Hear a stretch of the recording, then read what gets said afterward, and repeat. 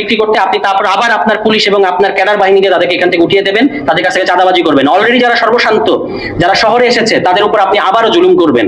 এই জুলুমের থেকে আমাদের কৃষকদেরকে বের করে আনতে হলে তাদেরকে সরাসরি সরকার টু কৃষক, কৃষক টু রাষ্ট্র এই ব্যবস্থা করতে হবে। মাঝখানে যে মধ্যস্বত্ব ভোগীরা আছে, ফরিয়ারা আছে, ব্যাপারীরা আছে, তাদেরকে, এবং এরা আপনাদের লোক, আপনাদের সব ক্যাডার, আপনাদের সব সন্ত্রাসীদেরকে আপনারা ওখানে রেখেছেন।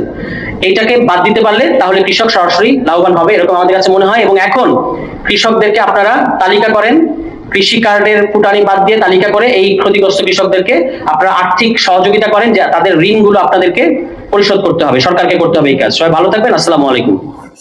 পাশে তো দাঁড়াতে পারছেই না, বরং কৃষকের সমস্যা আরো বাড়াচ্ছে। সেই ক্ষেত্রে আমাদেরকে কৃষকের পাশে দাঁড়াতে হবে যথাসাধ্য, যতটুকু আমাদের পক্ষে সম্ভব। যেমন এই মুহূর্তে শ্রমিকের একটা ঘাটতি আছে, কৃষক শ্রমিক পাচ্ছে না ধান কাটার জন্য, ফসল নিয়ে গেছে, ধান শুকাতে পারছে না। এই যে সমস্যাগুলো, এক্ষেত্রে আমরা কি করতে পারি, সেই শর্ট টার্ম কাজগুলো আমাদেরকে কৃষকের সাথে সাথে করতে হবে। তাহলেই আমাদের এই আলোচনাটা সার্থক হবে। এই যে এখনকার যে সমস্যাটা, আমি যে বিষয়ে আমি বিশেষজ্ঞ না, আজকে একজন বিশেষজ্ঞ আলোচক ছিলেন, আগের কথা ছিল, উনি পথে আছেন, ওনার কথাটাই শুনতে চাইবো।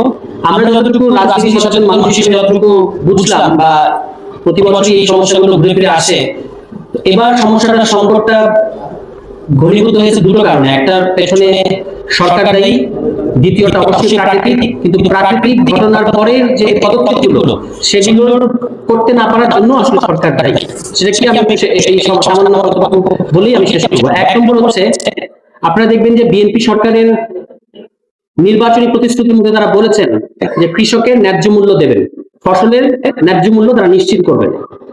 কিন্তু যদি ন্যায্য মূল্য, তারা আসলে আগের বছরের রেটে এবারও ধান কেনার, সরকারের ধান কেনে, সেই ধান কেনার রেটটা আগের বছরের সাথে মিলিয়ে করেছে মনে 1440 টাকা বা 1450 টাকার মতো।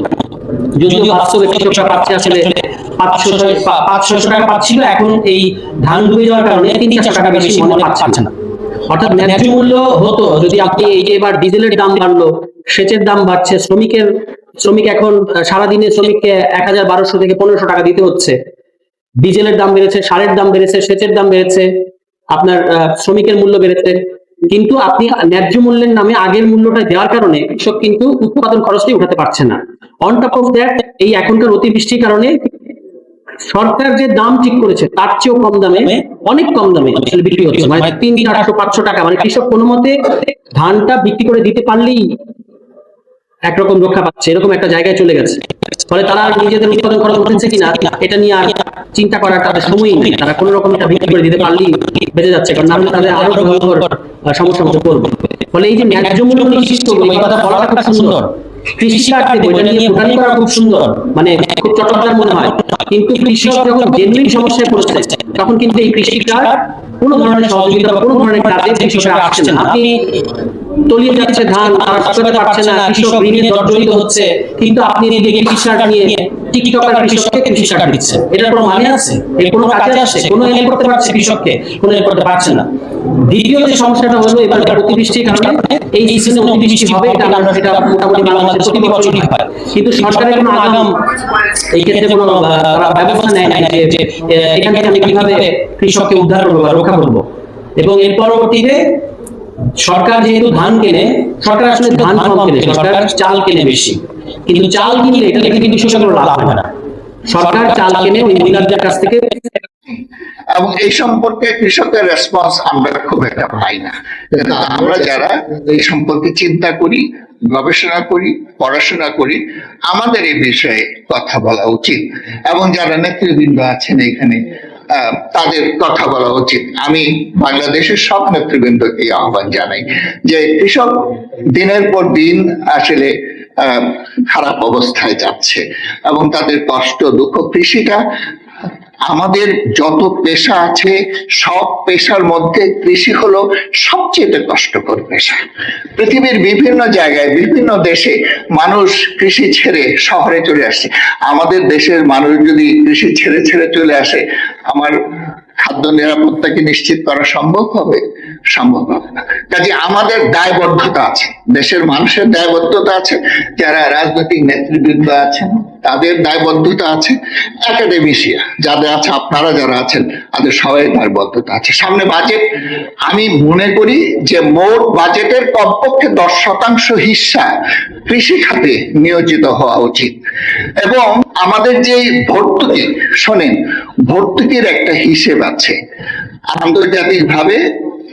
ভর্তুকি আমাদের যে উন্নয়নশীল দেশগুলো আছে সেই উন্নয়নশীল দেশগুলোর জন্য ভর্তুকির একটা সীমারেখা টেনে দেওয়া আছে, সেটা হলো 10%, কৃষি উৎপাদনের 10%, এগ্রিকালচার আউটপুট, এটা বিক্রি করলে যত টাকা হয় তার 10%।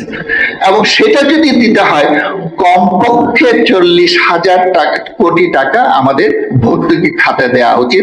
এবং সেই ভর্তুকিটা শুধু কৃষি মন্ত্রণালয় না, কৃষি সংক্রান্ত যে 5টি মন্ত্রণালয় আছে, যে বাজেটটা একসঙ্গে করা হয় সবগুলোতেই সেটার হিস্সা সমানভাবে বিতরণ করা উচিত।